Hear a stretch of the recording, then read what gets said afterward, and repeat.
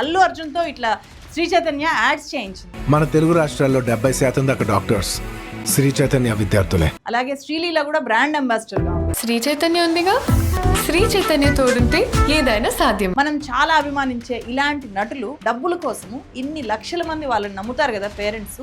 ఇలాంటి యాడ్స్లో నటించచ్చా? మనం betting apps గురించి చాలా మాట్లాడుతుంటాం కదా. బెట్టింగ్ యాప్స్ కంటే ఏమాత్రం తక్కువైన పని కాదు ఇది. ఇక్కడ జీవితాలు, వాళ్ళ కెరియర్ మొత్తము తలకిందలైపోయేది కదా. నిజానికి ఆల్ ఇండియా టాప్ ర్యాంక్స్ అన్ని ఈ రెండు విద్యా సంస్థలకు వస్తున్నాయి అనేది అతిపెద్ద స్కామ్, అతిపెద్ద బూటకం. అది 9వ ర్యాంక్ అని చూడండి, నారాయణ, శ్రీ చైతన్య.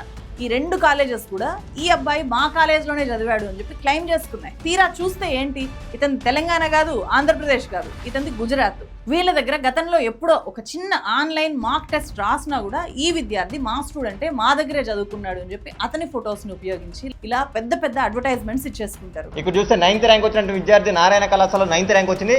అదే విద్యార్థికి శ్రీ చైతన్యలో 9th ర్యాంక్ ఎట్లా వస్తుంది? ఆల్ ఇండియాలో ఫస్ట్ ర్యాంకులు వచ్చినట్లు చూపించుకోవడం ద్వారా తల్లిదండ్రులంతా కూడా ఎంత ఖర్చైనా పర్లేదు, కష్టపడదాము, మనం కష్టపడి బిడ్డలను ఏ నారాయణలోనో శ్రీ చైతన్యలోనో ఇంటర్మీడియట్ కి చేరిస్తే భవిష్యత్ అంతా కూడా మారిపోతుంది అని చెప్పి ఆశపడుతున్నారు తల్లిదండ్రులు. తిన్నా తినకపోయినా రూపాయి కూడబెట్టి కాన్వెంట్ కి పంపితే చాలన్నట్టు బతుకుతున్నాం. విద్యాశాఖలో ఉన్న అధికారులకు నేను ఒక విషయం చెప్పాలనుకుంటున్నాను.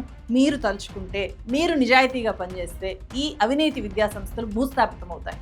మీరొక్కరు డబ్బుకు లొంగిపోతే వేల మంది విద్యార్థుల జీవితాలు నాశనం అవుతాయి.